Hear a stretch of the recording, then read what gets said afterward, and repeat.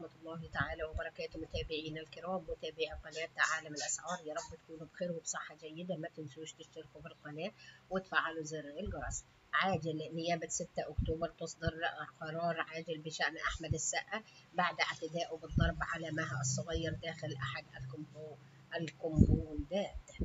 قررت النيابة العامة بمدينة 6 أكتوبر باستدعاء الفنان أحمد السقا لسماع شهادته في البلاغ المقدم ضده من طليقته الإعلامية مها الصغير وسائقها الخاص، واللذين يتهمانه بالاعتداء عليهما بالضرب والسبب داخل أحد الكومباوندات السكنية الشهيرة حسب ما أفادت به مصادر مطلعة على التحقيقات. أمرت نيابة مدينة 6 أكتوبر اليوم الخميس باستدعاء الفنان أحمد السقا لسماع شهادته في البلاغ المقدم ضده من طليقته الإعلامية مها الصغير، والذي تتهمه فيه بالاعتداء عليها وعلى سائقها جسديا ولفظيا في أحد الكومباوندات السكنية الشهيرة وفقا لمصادر مطلعة على التحقيق.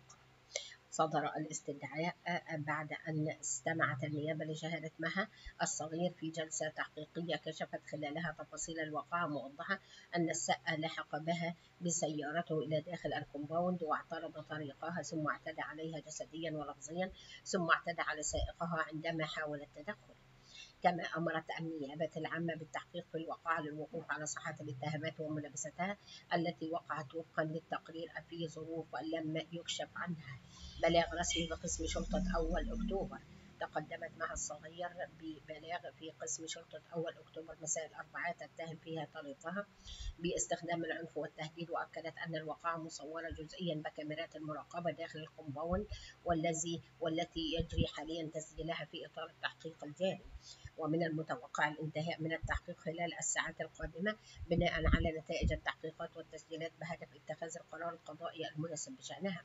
وقالت مها الصغير في أقوالها بأن الفنان أحمد السقا استوقفها في الشارع وقال لها ألفاظ سب وقذف قبل أن يعتدي عليها جسديا، مؤكدة أنه لم يكتفي بذلك بل تعدى بالضرب على سائقها أيضا.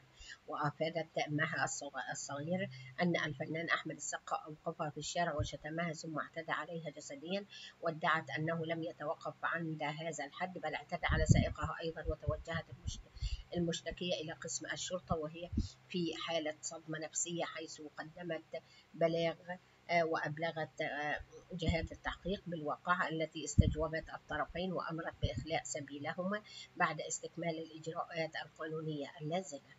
قبل ما ننهي الفيديو ما تنسوش تشتركوا في القناة وتفعلوا زر الجرس، والسلام عليكم ورحمة الله تعالى وبركاته.